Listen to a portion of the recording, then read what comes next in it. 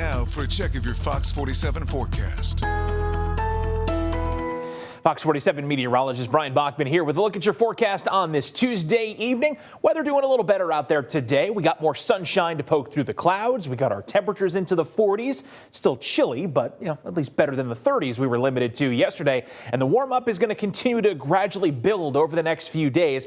But as far as tonight is concerned, we're still going to be a touch below average. Low temperatures around 25 degrees with partly cloudy skies overall, but mostly sunny day ahead of us tomorrow. I think you can still get outside if you want to on your Wednesday. Just make sure you throw on a sweatshirt, your typical early spring attire here, as we'll see a temp around 44. But then the warm up really gains some steam going into Thursday with partly cloudy skies expected and a high temp up to 54 by then.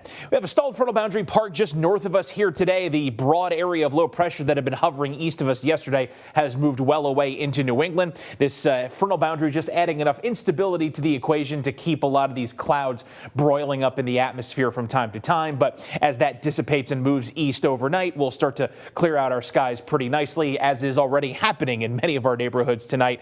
And despite some other areas of shower activity you see over parts of Minnesota, none of that is expected to head our way. Like we said, plentiful sunshine expected over the next couple of days. So what we're tracking here looks pretty good, going from the 5 o'clock to 8 o'clock time frame this evening, where we have more of that cloud coverage lingering in our northern neighborhoods for now. That'll start to peel away off toward the south and east by 8 o'clock for most of us.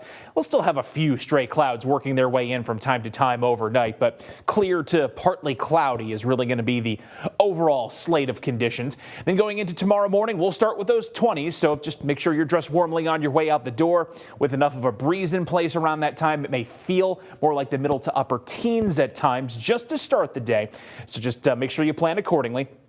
Then looks great from there. We're off and running into mostly sunny skies. That'll persist well into tomorrow afternoon. Tomorrow evening also looking good around the evening commute and dinner time. Plentiful sunshine. And then just a couple of scattered clouds trickling into our skies tomorrow night ahead of a weak disturbance that's going to try to duck south of us, but not anticipating any rain out of that. And then, as we saw, we're right back to some nicer weather heading into the day on Thursday.